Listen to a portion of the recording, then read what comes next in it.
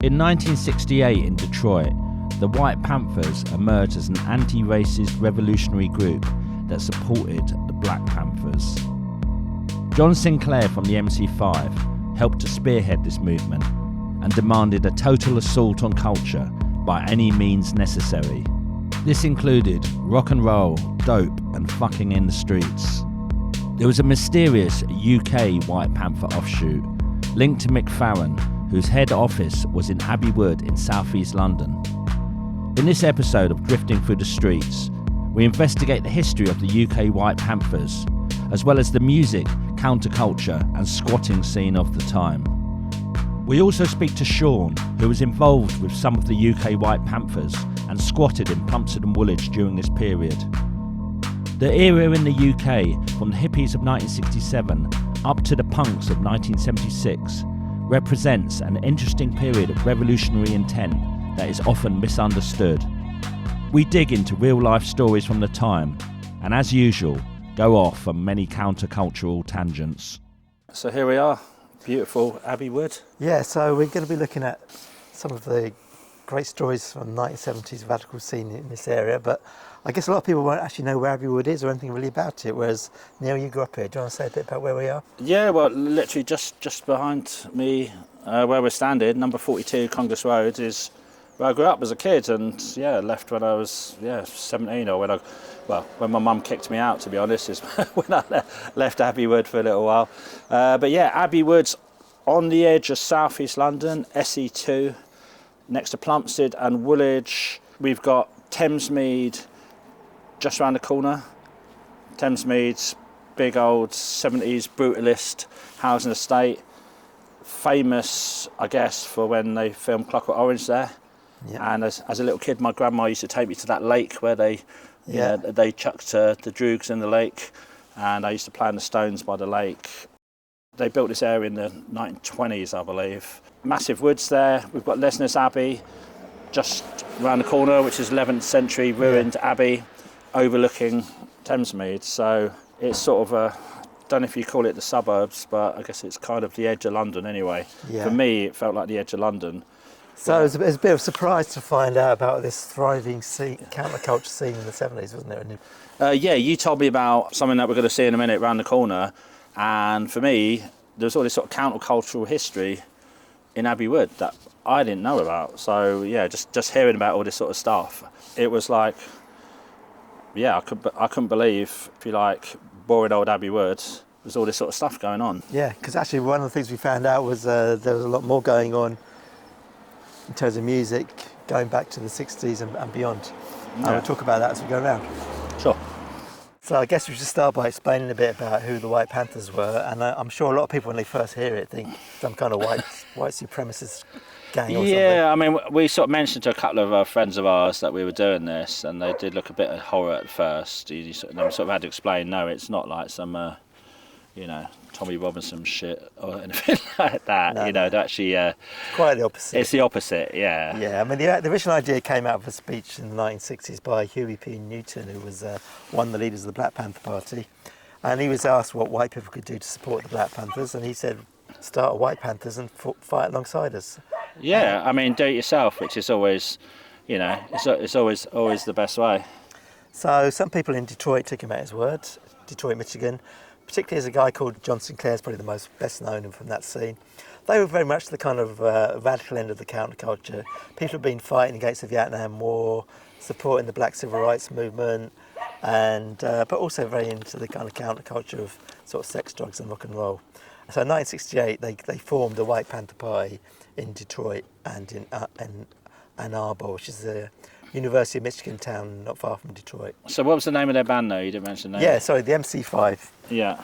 John Sinclair was the manager of a band called the MC5. They're kind of a garagey rock and roll band, often seen as being influenced on punk. Yeah, I guess them and the Stooges, I mean, they're sort of, I don't know what was in the water in Detroit at the end of the 60s, but yeah, so I think the MC5 were first, but the Stooges I think they were influenced a bit by the MC5. Yeah, they're all part of the same scene in a way. But they come out of this radical sort of culture, maybe sort of slightly linked to, is it like the college there, Ann Arbor? Or? Yeah, Ann Arbor's kind of where the city where University of Michigan's based, not that far from Detroit, but also the general Detroit radical scene. So yeah, people draft dodging for the Vietnam War and getting a lot of hassle from the police for their kind of countercultural activities. So the MC5 were very linked in with the White Panther Party. Rob Tyner was the lead singer of the MC5. He was listed as the Minister of Culture when they started, because everybody was a minister of something. It was like one of those. Well, yeah. Well, if you're breaking down all these sort of power structures, then you definitely need your own role to do that, don't you? Yes, they all had these very grand titles. I don't know, they had a grand wizard, but they had a minister of this and a minister of that. So yeah, very much the MC5 were kind of like the house band. But then John Sinclair, they were getting a lot of attention from the police at this time. John Sinclair was jailed for 10 years in 1969 for possession of 2 joints. That became a big kind of international kind of scene. Famously, John Lennon and Yoko Ono played a benefit. Yeah, sure. I mean, they were doing a lot of benefits at the time, weren't they? They were everywhere. Yeah, but so yeah, they did a benefit, and who else was at the benefit? Yeah, I mean, Allen Ginsberg, another. I mean, he would be turn up to the opening of an imaginary envelope. Yeah. Yeah, for sure. Anything radical. Allen Ginsberg, Archie Shepp, the jazz musician. Yeah. And that was this concert for John Sinclair, but there's also other benefit gigs for it. All the Detroit bands played, like the Stooges. Yeah, actually, just one thing to say. Actually, I know there is loads of radical jazz out of Detroit as well. Yeah. Some really radical jazz from the late '60s, early '70s that doesn't really get talked about. Yeah, just throw that in there. Johnny Hooker and the blues as well. Yeah. So yeah, the big black music scene in Detroit, of course, and this guy called Bob Seger had some hit records in the 70s. I think there was one called Hollywood Nights. Right. He also was a part of that Detroit scene, played benefits for them, and even Ted Nugent, his band Amboy Dukes. I mean, Ted Nugent later became famous for being a kind of right-wing gun nut, but his band Amboy Dukes also played for the to free John Sinclair, and he was freed. I mean, he was freed in 1971. He'd been in prison for 2 years. So do we think the concert actually did that, or is it just because he got freed shortly after the concert, didn't he? Yeah, a few days after. I mean, I think it probably had some impact, but also he had quite a good legal challenge, and they succeeded in changing the law in that part of America so that you could no longer be sent down for 10 years for possession. But they were quite well known, particularly through the John Yoko thing and other benefits. There was a known cause internationally. But the guy who was given the credit for really bringing the idea of the White Panthers back to the UK was someone called Mick Farren. He's an interesting guy. Like Mick Farren, he was I guess he was radical from the mid-60s. He was definitely a bit more street, wasn't he? Like Mick Farren. He was involved in the start of International Times, IT magazine. I know he connected with the people from there, like John Hopkins and people like that, who started the International Times. And later on he became the editor of it. That was the main best known of the underground papers, wasn't it? Yeah, I mean, it was kind of the start of the underground press in the UK, and then obviously you had stuff like Oz and Friends and stuff like that later on. And he was also involved with the club UFO, the UFO Club, which was an early psychedelic club, started in 1966, I think Tottenham Court Road, in an Irish club, wasn't it? Yeah, it was an old Irish club, and I know Mick Farren used to do the door, and he said that one of his roles was really just to get all the hippies and freaks inside as quick as possible, because I think if people were queuing up on the street with sort of long hair and wearing all the beads and flowers and all that sort of shit, the police would want to get involved, seeing all these sort of dope smoking weirdos out in the street. But then I know he had a lot of trouble from sort of skinheads and mods turning up and just basically want to beat the freaks up, if you like. Yeah. And I know occasionally he talked about how he'd get the old, like I said, it was in an Irish club on a Saturday night, and sometimes you get some Irish lads down expecting to hear old Danny Boy, but then obviously got inside and it's fucking Pink Floyd going on for hours with a light show. Psychedelic light show, yeah. Yeah. Which, Probably turned a few heads. Oh, who knows? Yeah, who knows? But, yeah. There's also a bit of a dispute with UFO. As we say, it was originally at this Irish club in Tottenham Court Road. Later on in '67, it was at the Camden Roundhouse. But Mick Farren got fed up because most people thought it was going to be a kind of a benefit to raise funds for International Times, and some of the money did find its way that way. Yeah. But he realised that a couple of the people who were kind of running it were creaming off quite a lot for themselves.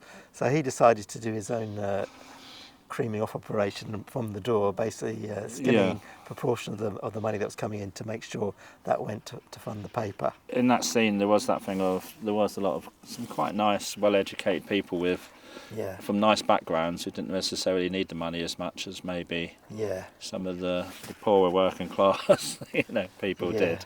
So I think there was that disparity in the sort of scene. Yeah.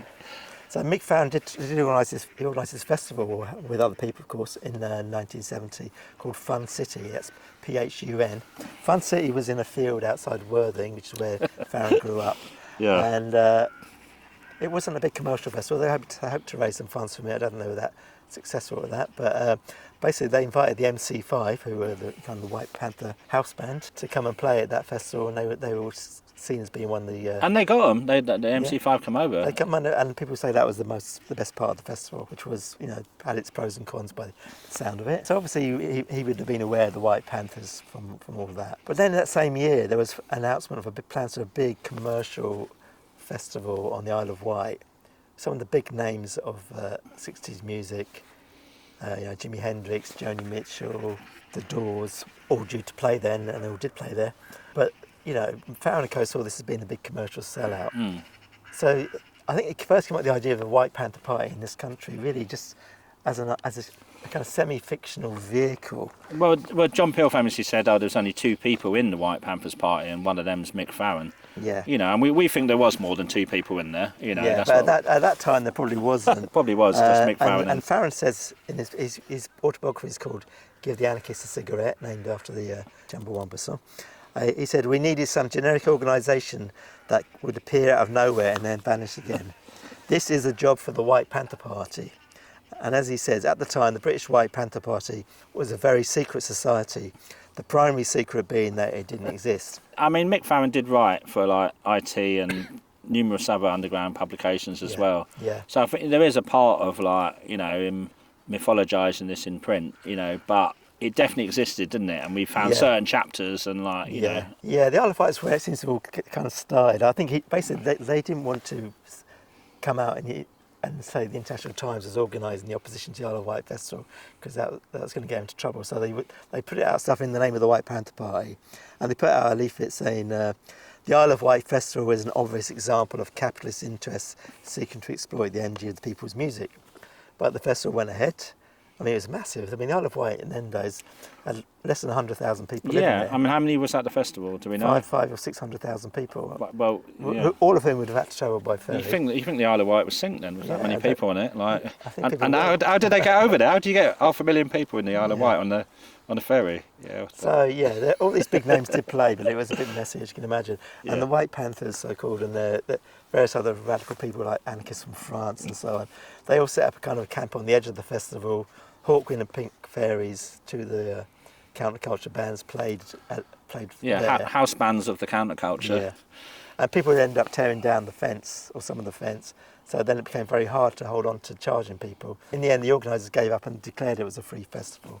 Yeah. Though obviously it wasn't free for the people who already bought their tickets, there were no refunds. No free funds. But it became a de facto free festival, and often when you read about the White Panthers, that's pretty much all it says about them. But actually we know that they went on to organise what they called local chapters in different parts of the country. There was groups in Glasgow, in places like Ilford, West London. And obviously the most radical place in the UK was... Tunbridge Wells. Yeah, there was a West Kent chapter. They were organising things like... There was a Tunbridge Wells Arts Lab, which I think some of them were involved in. Oh, okay. All right. Well, yeah. So there was... But, yeah, the West London group was, there was a whole big scene around Ladbroke Grove, of course, Hawkwind, the Pink Fairies playing gigs under the Westway. The West London group, they had a magazine called White Trash, and they did a free food programme giving away food under the Westway. When the American White Panther Party was founded in 1968, they adopted a 10-point programme. They were copying the Black Panther Party, who had their 10-point. And there's a really good book called Guitar Army, which is all about the American White Panthers and John Sinclair. And the 10-point programme's in there. And the first point in the 10-point programme with the White Panthers was full endorsement and support of the Black Panther Party's 10-point programme and platform. Yeah, it's kind of easy. And then number 2 was total assault on the culture by any means necessary, including rock and roll, dope and fucking in the streets. The other 8 points were all freedom: free exchange of energy, the end of money, free food and clothes, free access to information, free schools, free prisoners, free soldiers, free the people from their phony leaders. Freedom means free everyone. Power to the people. Yeah. Okay. No delay. Sounds good for me. So, I'd vote for that in the next election. Total assault on the culture by any means necessary, including rock and roll, dope, and fucking in the streets. We believe that the general social structure, the Western world, is crumbling, and that now is the time to increase the assault on this culture. So that was the basic idea, and I think that's pretty much what was translated into the British version of it. Something very similar, but they adapted it themselves. So you got the West London group we talked about, but the group, one of the biggest groups, was what was originally called the Abbey Wood chapter. Later it's called the Greenwich chapter. They did actually operate across that broader range of sort of Abbey Wood, Woolwich, Plumstead, etc. And that was listed at one point as being the central coordination chapter, so that's one of the leading groups. This is the bit that's totally, obviously, like we mentioned, I grew up here, so this is the bit that hearing that the White Panthers were in the UK were organised from Abbey Wood was something that sort of like I couldn't quite believe, you know. Yeah. I mean, I'm not saying that Abbey Wood's not the radical centre of the UK, and if not the universe, but I was still quite surprised that literally like 2 roads away from where I grew up, like the White Panthers were based. We're standing in front of the community hall of St Michael's Church in Abbey Wood, and this is one of the places that the Abbey Wood White Panthers use for their community activities in the area. So I believe in here that according to reports they put in the paper International Times and in their own local newsletter, they did things like street theatre groups and arts and music activities, guitar club, using the hall here. They also did other things locally. They did like free food deliveries, like taking food out to old people and neighbouring estates in Thamesmead and elsewhere. So they were trying to kind of create this kind of community programme in the area. How long they did it for, how well organised it was, I don't really know, but they had a go. Well, yeah, I mean, I was just saying to you now, wasn't it, as a kid, my local primary school, we used to do Harvest Festival. We used to take old food round, you know, to the old people, but they normally just used to tell us to fuck off when we turned up with a tin of beans on their doorstep. So I don't know how the White Panthers went down doing that in this area. Yeah. But like I said, they did do some activities just where we're standing here, just at the bottom of Congress Road where I used to live. And the free food thing, I think they used to basically go around to local supermarkets and at the end of the day ask what food they had left over. So I'm sure it was a variable quality. I remember being involved in the 90s in people putting on CAFs where they would go around like skip dumping, at the end of the day going around Covent Garden food market and stuff, getting food out of skip. So I guess it was a bit like that. Recycling. And the Abbey Wood group, I guess the guy who seems to be the main driving force behind it was a guy called John Carding, but there were many other people around it. Not all of whom were members of the White Panthers. So I think the actual people who were actual members was probably quite a handful. Well, but part of a much bigger kind of freak counterculture scene. Yeah, I mean, we spoke to this guy Sean, didn't we? And he was, I know, because he replied to an article that you wrote on your Transpontine blog a few years ago about the White Panthers and Abbey Wood, saying that, and he said that he was, well, I don't know if he said he was involved, but he was involved around it, and he knew a lot of the people. And he talked to us, didn't he, about all some of the squatting and the communes that he was involved in this area in Plumstead and Woolwich back in them days, and he knew quite a few of the people that were involved in that sort of scene. Yeah, the housing and squatting thing was a very big part of it, and some of these squats were actually set up by people who were in the White Panthers, but the people who lived in it was broader than that. So there was what they were calling at the time a White Panther commune. They were in a house originally, I think, over Woolwich Way that was demolished. Then they moved into a big squat in Conduit Street. There's 18, 20 people living there. There's a great picture of that house which still stands with the people standing on the balcony. Yeah, Sean's on that photo, isn't he? Yeah, and John Carding and the White Panthers on that photo too. Well, they used to fly the flag of Vietnamese flag. Yeah, the Viet Cong flag flying from this house in Plumstead or Woolwich. And that was the housing bit, and squat was a big part of it, attracting sort of quite young people. Like this Sean guy was only 16 when he moved in. Yeah, who needed somewhere to live and had this kind of, we were anti-establishment. I was brought up in an army background, like, really beaten by my father. I was sent to boarding school in Ireland when I was 9 and really badly beaten by priests. I hated the world I grew up in, just everything about it. And I was in Belgium with my parents. They were at NATO headquarters, and my dad brought home a Time magazine article in a Time magazine in 1967 when I was 12, and it had an article about hippies in San Francisco, and it was just like, I want to be a hippie, you know, like these are people that are actually rejecting the whole fucking system. And you know, this is before I really knew words like system and stuff like that. But I just knew from very young that I fucking hated the world I lived in, and the idea of growing up in it and being part of it was awful. And also, you know, there were fucking thousands of kids like me. But sort of when I first came in contact with, like, you know, the Abbey Wood White Panthers, I was a 16-year-old street kid. I'd been kicked out of home on my 16th birthday or a day or two after, a couple of months earlier. I'd been sort of like wandering around. I'd gone on the road because, like, you know, I wanted to do a Jack Kerouac, but it's quite cold in England in fucking March.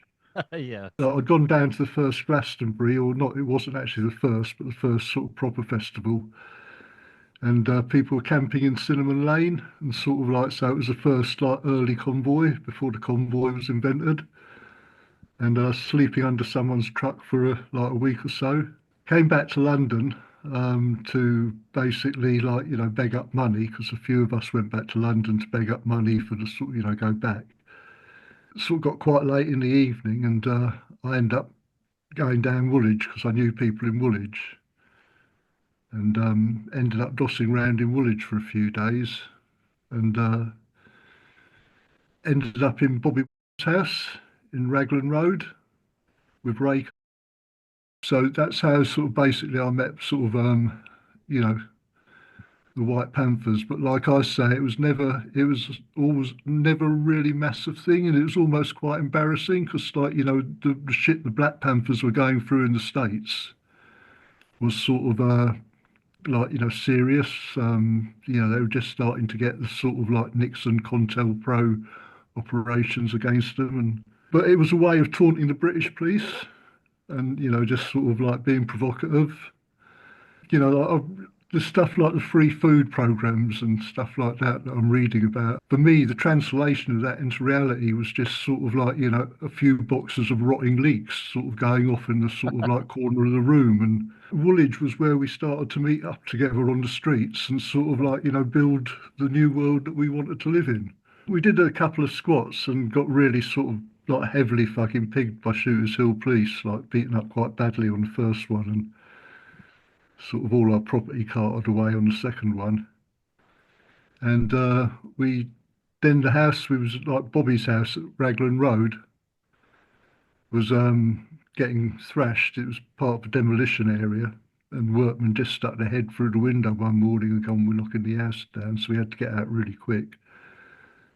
So we jumped into Conduit Street, and we started to attract sort of like just all the sort of young dropouts from Woolwich. And in the end, there was maybe about 18, 20 people living in the house.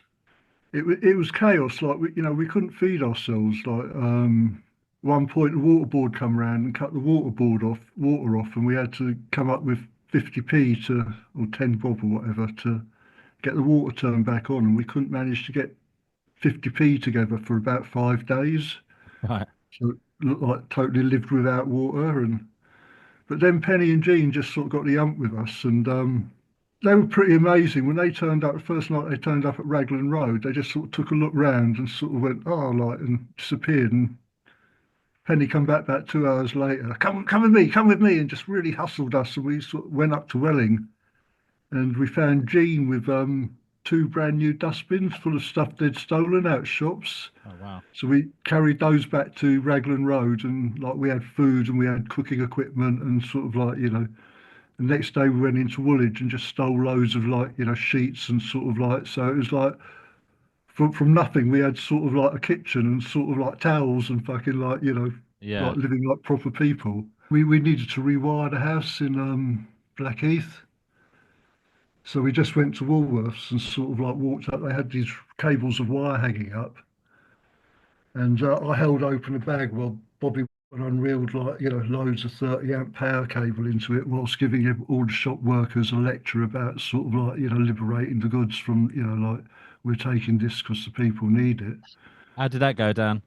Yeah. I think he actually got a date from one of the shop girls, like, because they were all No. giggly, they were all delighted. They thought it was hilarious.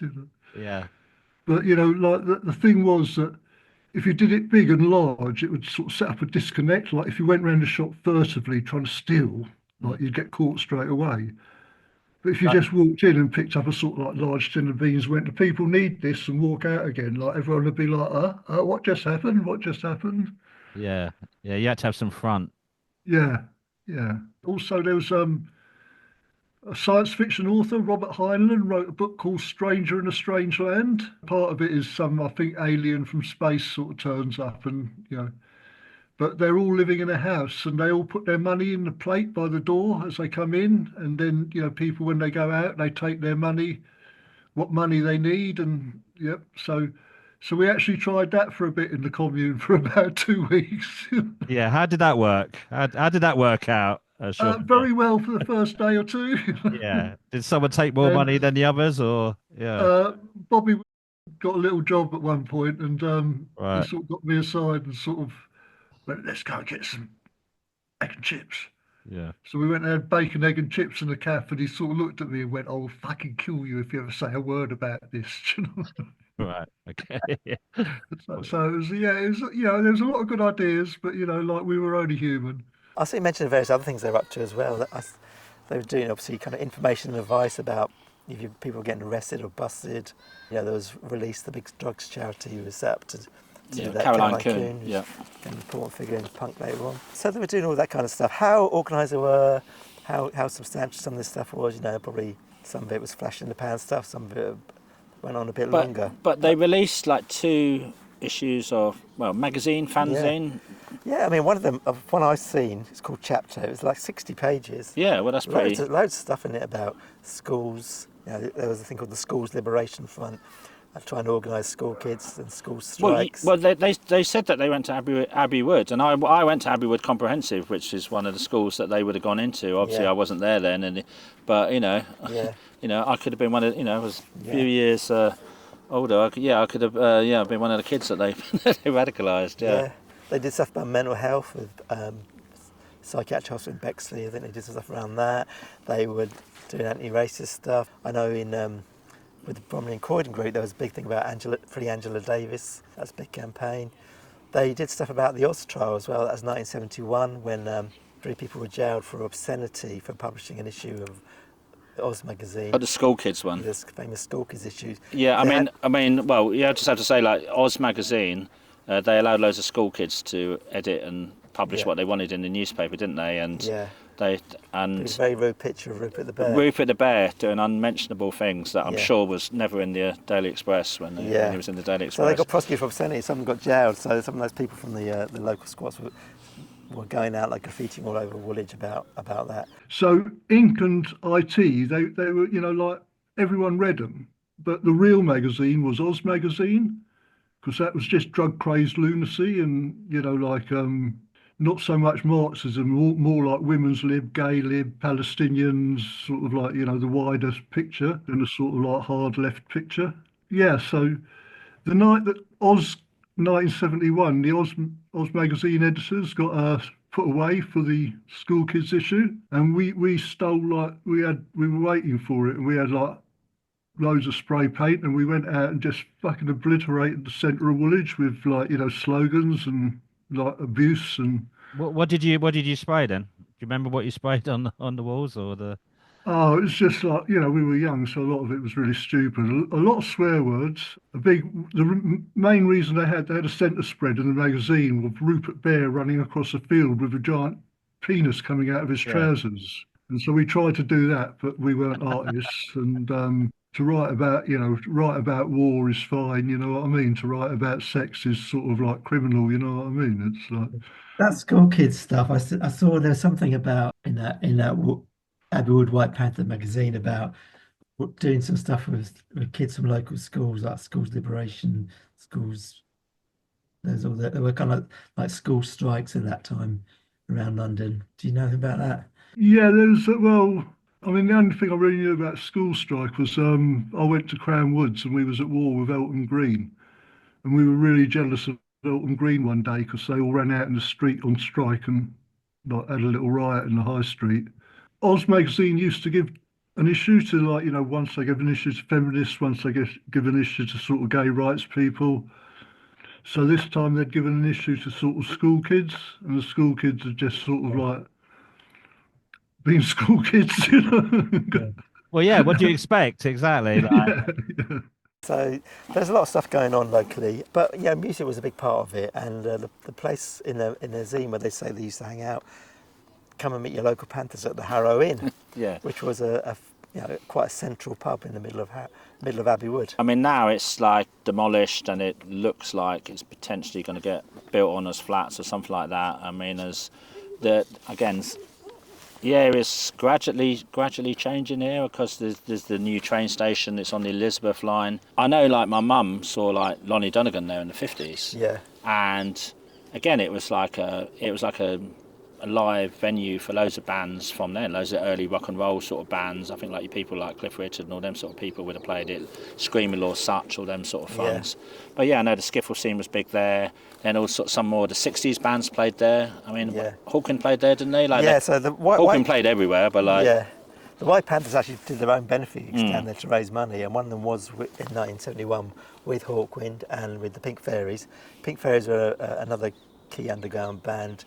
It's basically the Deviants, Mick Farren's old band after he'd left. But Hawkwind were the big band of the Counterculture. I think he was briefly in the Pink Fairies, but I think he got kicked out of the Pink Fairies was what happened. Yeah, so Pink Fairies and Hawkwind played a benefit gig for them down there, and I think there's also something called the Blackheath Foot and Deathmen played that night as well, and they were basically a group of Hells Angels and other freaks who formed a kind of Morris dancing side. And that's still going as Blackheath Morris. So that's one of the main cultural survivals from that period. Yeah. I don't think any original people are still involved in it, but that's where it came from. And they played a lot of Hawkwind gigs at that time. But didn't people like Roxy Music play there as well? Yeah, I mean, other than the White Panther gigs, people like Roxy Music played there 1971, Van der Graaf Generator, the Groundhogs. So yeah, all those bands playing down there. It was on the circuit. White Panthers, as well as that Hawkwind gig, they did one which had a band called Brinsley Schwartz. They kind of went on to become quite a kind of pub rock kind of band. Nick Lowe was one of the members of that band. Yeah, they're part early 70s pub rock sort of scene. So Nick Lowe went on to produce the first Damned album. He wrote What's So Funny About Peace and Understanding. Married Carleen Carter, Johnny Cash's daughter, but that's another story. But yeah, top trivia there. They played a benefit for the White Panthers there. Also, a guy called Steve Peregrine Took. Steve Took was from Eltham. He was originally with Mark Bolan, T-Rex. Oh yeah. Or Tyrannosaurus Rex. Exactly. And then I think didn't Bolan? They parted ways anyway, shall we say that? I think Bolan went in one direction and Mr. Took went in another direction, yeah. I think he used to do all the percussion, playing bongos and stuff. But then Mark Bolan wanted to become a glam rock, electric rock and roll star. Pink Floyd had actually played in Abbey Wood Park in 1967 on the Pipe at the Gates of Dawn. Yeah, they did like a free festival, yeah. Yeah, so that's kind of Sid Barrett era, Pink Floyd. And there's always stuff going on at Woolwich Polly. We found that Pink Floyd played there too, I think 68, and Hawkwind played an all-nighter there in Woolwich Polly in 1971. Yeah, that would have been amazing. I'd love to see the Marsha Hunt as well. Yeah, and I would have loved to see like the audience, emerging into daylight of Woolwich after that gig. Yeah, that would have been a sight to see. I went to the Harrow Inn a few times.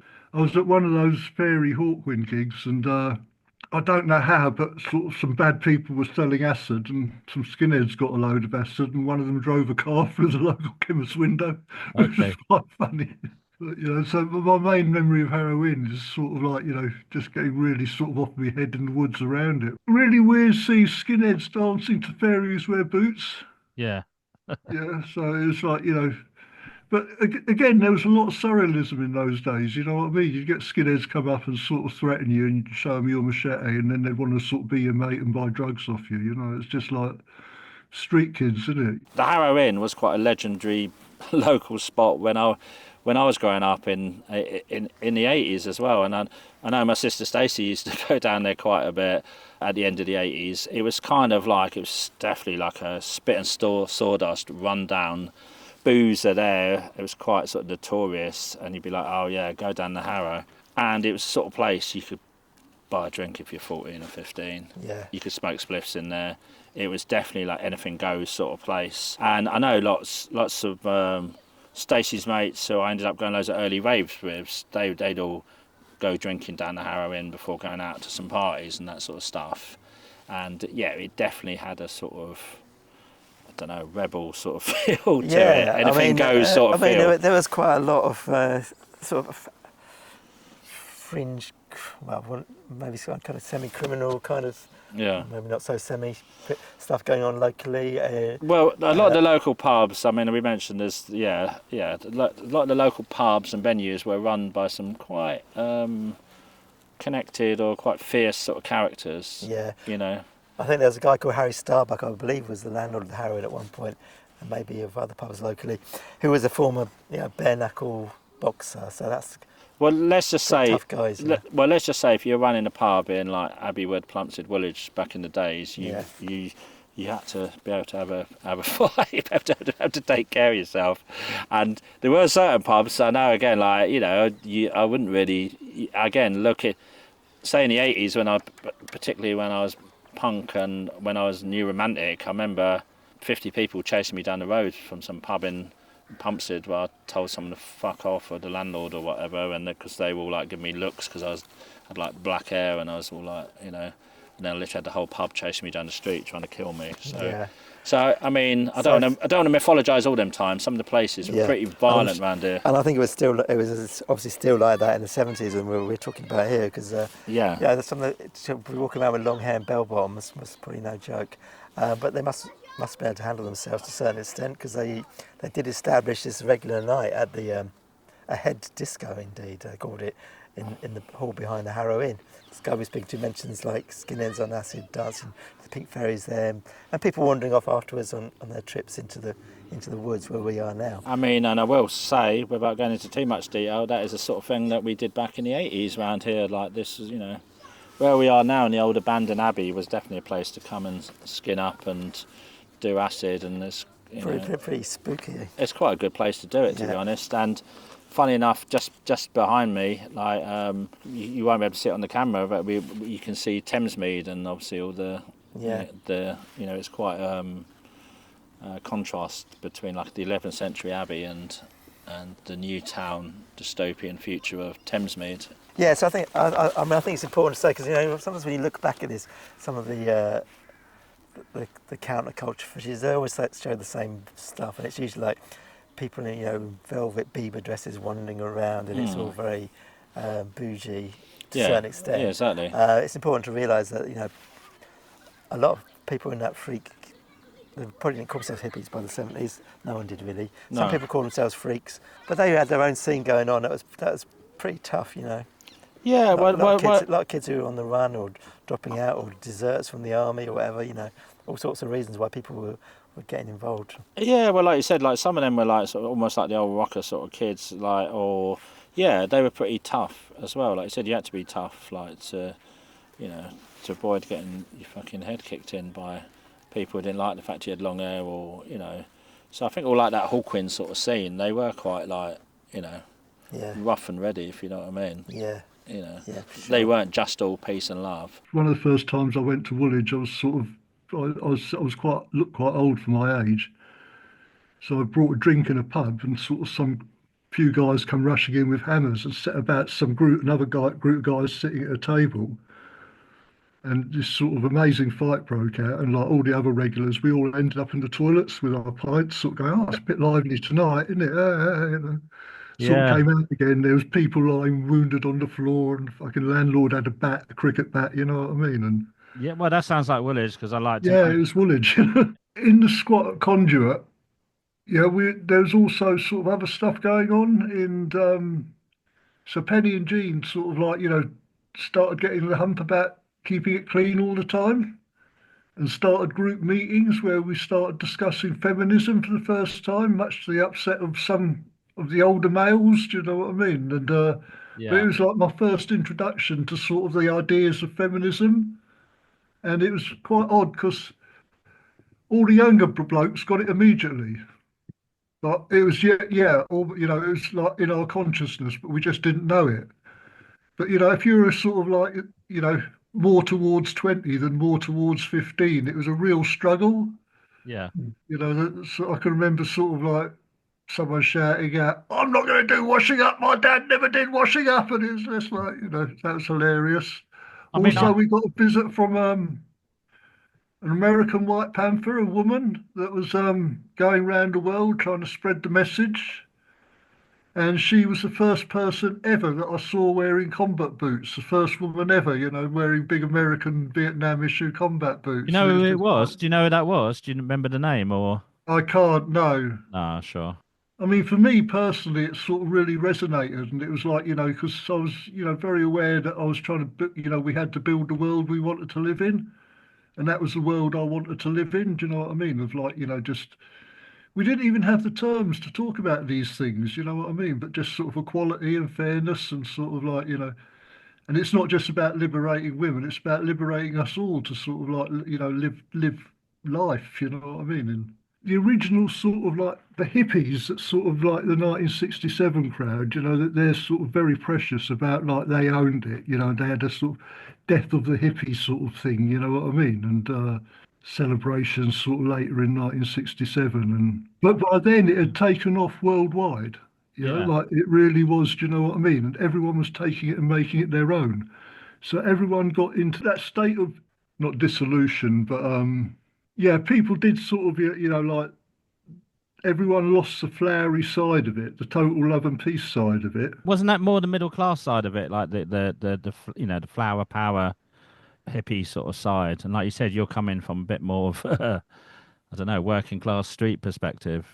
Is that fair to say or not? Or Yeah, it's just a tiny bit more complex than that, really, in the sense that there was an awful lot of middle class hippies. Yeah, like at one point I was living in a street of squats, and about half the blokes there were public school dropouts. Sort of yeah, similar stories similar to mine. Do you know what I mean? Just total alienation.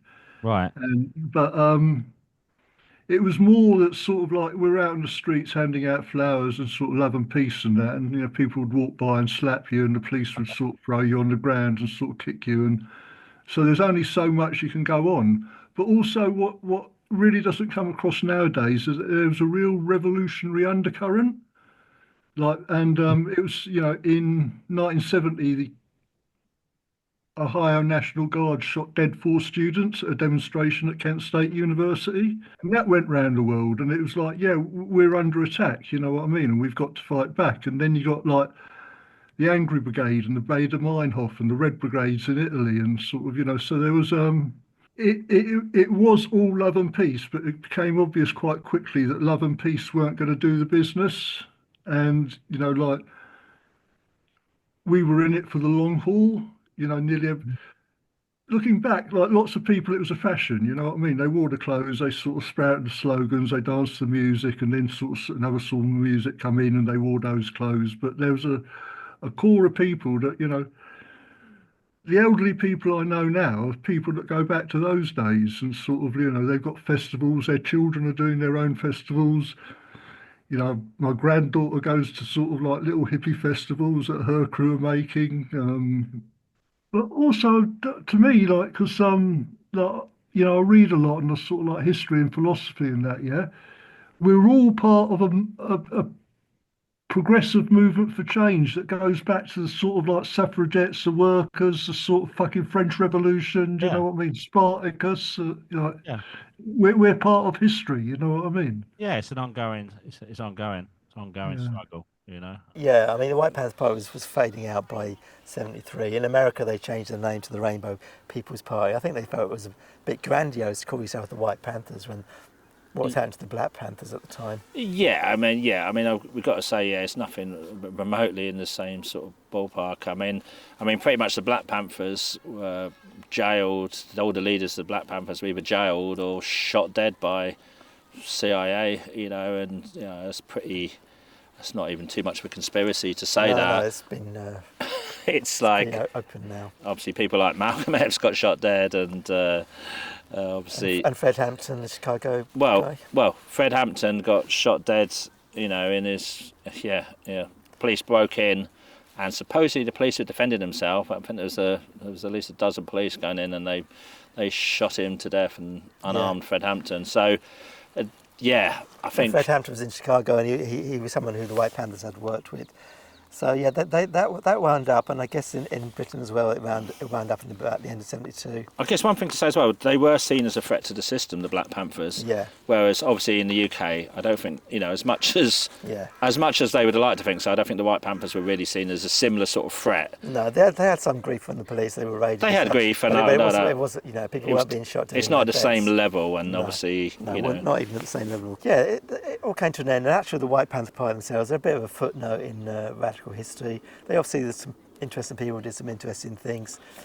Part of a bigger scene of people involving hundreds, maybe thousands of people around London and beyond who are living that kind of counterculture, outlaw sort of a life. And some of them continue to do so in different kinds of ways. People went off in different directions. Yeah, well, I think that this is kind of what we're saying. We're not saying that they were necessarily, this is massive force for change, the White Panthers. But again, they were just part of that movement, end of the 60s, going into the 70s, radical sort of post 1968. And if you like, loads of the people from that movement, if you like, and again, there's that period from like 1970 up to like maybe the start of the punk stuff in like 76, where supposedly nothing happened. I mean, Jamie Reid as well. I mean, he wasn't in the White Panthers. He was doing his own thing in Croydon called Suburban Press, but he worked quite closely with the Croydon and Bromley White Panthers people as well around some of the stuff they were doing. And some of them, a guy called Rob Waugh and one called Linda Neville, they both went on to manage the Gang of Four, kind of one of the great radical post-punk bands. In fact, the Gang of Four recorded their first album in a place called Workhouse Studio on the Old Kent Road. Yeah, and what's there now? That's where the Astor is. Yeah, so next time you're shopping, Astor, like, and you're walking down the frozen goods aisle, just think like Natural's not in it, and return the gift. Damaged goods. Yeah, all that. Yeah, anyway, they self-produced their first album with Rob Waugh as helping producer as well, who was the manager, and he'd been in the Croydon White Panthers. Yeah, so again, there is all these sort of links, because again, it used to be like there was sort of ground zero from the punk stuff, and there was nothing linked to all the people in the previous era, shall we say. Yeah. But there's actually, obviously it makes sense, there's quite a bleed over sort of stuff. Yeah. In a way, when you look at that kind of early 1970s scene, in some ways, rather than seeing it as being the last of the hippies, you could say it's kind of the first of the punks. I mean, they had long hair and flared trousers, but a lot of the attitude and also this whole kind of idea of getting back to the basis of rock and roll. There's a good book called Guitar Army, which is all about the American White Panthers.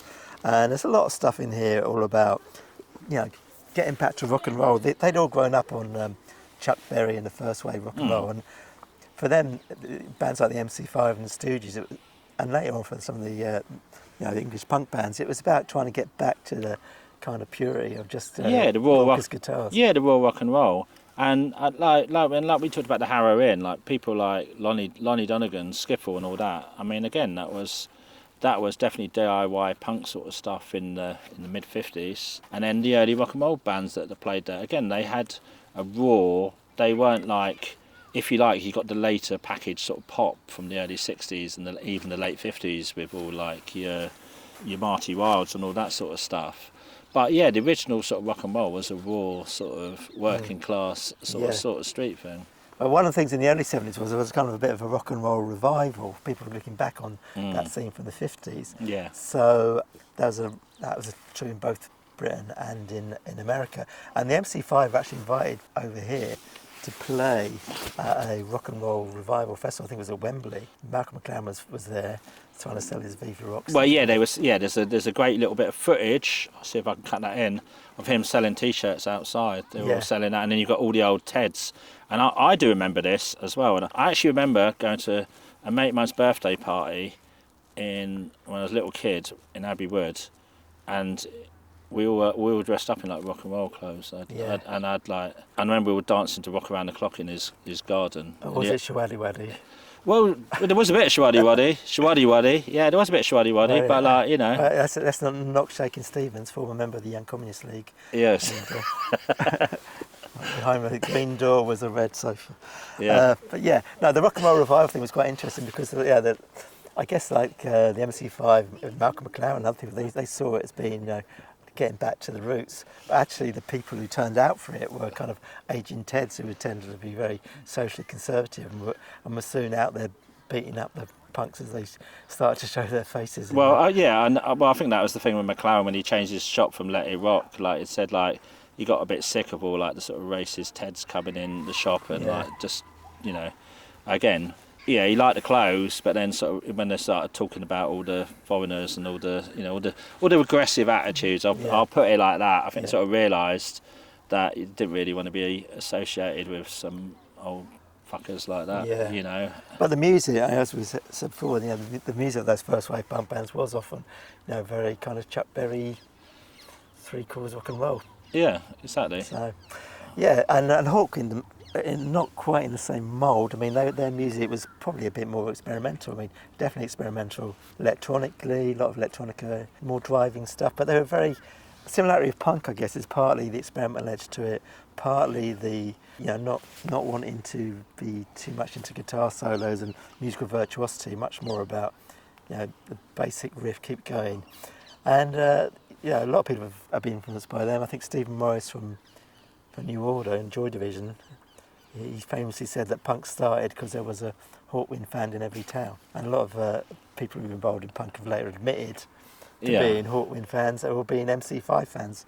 Well, so there's a musical influence. I think Hawkwind were the home for like the local sort of freaks. It was sort of one of the places that you could go and do loads of drugs and dance all night with a strobe and a mad light show with Stacia, we're not quite sure how to pronounce her name, naked on stage, dark, blue war paint. With blue war paint on, there wasn't many sort of gigs like that, I think, back in the day. And they played here in Harrow Inn. I don't know whether they had the full light show, but they did it here. Yeah, there was a lasting influence certainly with some of the bands who were around that kind of White Panther scene, both in Britain and in America, for sure. Well, it wasn't the end of Abbey Wood and Woolwich in terms of stuff happening, was it? Loads of stuff's been going on there since. Oh no, there's loads of stuff. I mean, like I said, at the end of the 80s, there was loads of early rave stuff going on around here, and I was a little bit older than my sister, so a lot of her mates started going to all the raves. Our mate Limford, who lived in Abbey Wood, he did some of the early tunes with Goldie as Roughage Crew. There's all that sort of stuff going on. I know Mickey Finn lived in Woolwich. There was sort of Tasco Warehouse in Plumstead. There's always been kind of like an underground sort of scene around here. I don't know, again, growing up here, I felt like it, and it was the edge of London, and I'd Saturday night I'd get the train from Abbey Wood into the West End looking for adventure. But there was always like a weird sort of subcultures around here, and I guess that's the thing with a lot of sort of the weird sort of music scenes. They always end up in the bloody edges of places, like I said, the Harrow Inn goes back time, and there's all places in Woolwich and Plumstead that had gigs. I know, similar sort of thing, Lonnie Donegan and all them sort of places, all the skiffle and sort of jazz scene, loads of pubs around here, all like the early 60s groups, Rolling Stones and all them sort of groups played in, the sort of blues revival and then all the trad jazz and all that sort of stuff. And later on, of course, in sort of the anarcho-punks times, that's probably first time I came over this way was in mid-80s to see Conflict, who were from Eltham, playing at Thames Poly with my friend's band Kama Sutra, a similar kind of band from Luton. And there's also a band called Liberty from around here on that scene. Right. So that come down to that. But we have to acknowledge as well there was also quite a racist skinhead music scene that sometimes playing around here in that time too, Yeah, I definitely don't want to underestimate that sort of side of it, how dangerous it was. And the school I went to, Abbey Wood Comprehensive, I did grow up in a very mixed, like Plumstead is very Asian area. There's loads of Asian kids in my school, loads of black kids, young black kids, and it was very mixed. But at the same time, there was loads of conflict, and there was particularly the older, I guess it was more like the older white men, but there was definitely the BNP were based in Welling. I was at the anti-Nazi, riot, when we protest against the BNP in the early 90s, is that one. but there has always been, unfortunately, quite a right wing, thing in this area as well. Yeah. Going back, and I was, Stephen Lawrence got murdered in the early 90s in Eltham, and yeah. Also, Roland Adams in 1991, he was actually walking back from a youth club on Thamesmead to where he lived in Abbey Wood, and he was killed. And in fact, that was the first time I came over there, apart from for that conflict gig, was there was a big demonstration in Thamesmead because the British National Party were marching there just a few weeks after Roland Adams had been killed. And I came on that one in the Welling as well, but so many people there, couldn't get any further than Plumstead because the police blocked the road. Yeah, there were some big anti-racist demonstrations in the 90s because there was also a lot of racism, and that kind of takes us back to the beginning in a way of why the White Panthers come about in the first place. Exactly, yeah. Obviously, people who had been involved in that scene didn't disappear. I mean, some of them might have gone off and become, big players in the media or whatever, but most people didn't. A lot of people carried on being active. I mean, the guy Sean we were talking to, he was at the Battle of Lewisham in 1977 fighting the National Front and still demonstrating against the EDL today, and he was involved in the campaign against the Criminal Justice Act in the 90s with the Advance Party. So a lot of people from that time just kept on doing stuff. Yeah, I mean, he made a good point as well when he's sort of saying that, it's just the same. It is the same continuum. Whether you got long hair, you got spiky hair, whether you got no hair, again, there's that constant cycle. That is the Clockwork Orange, that's, that he talks about is this cycle of people rebelling and doing their stuff and fighting against all the, that has been going on from the 50s, the 60s, the 70s. And if you're of that mind, you're still going to do it. Yeah. I mean, we haven't stopped yet, have we? No, I've still seen yapping about it. Look, we're sitting in an old monastery now, fighting a good fight. The White Panthers may be a footnote in radical history, but they represent a crucial moment in British counterculture when the peace and love of the 1960s evolved into something grittier and more politically engaged. Whether it was distributing free food, organising street theatre, or hosting underground gigs at the Harrow Inn, the Abbey Wood White Panthers were part of a larger movement that sought to challenge the established order and create alternative ways of living. Their spirit lives on in the continuing tradition of protest, resistance and cultural experimentation in South East London and beyond. Many thanks to Sean for sharing his experiences and stories from the time. If you personally have any memories or stories related to our discussion, then please do leave them in the comments. We would love to hear them. Also, please subscribe and like the video if you enjoyed it and want to see us discuss more spaces and places. Join us next time on Drifting Through the Streets, as we uncover more hidden histories from London's radical past. Until then, keep exploring, keep questioning, and keep drifting.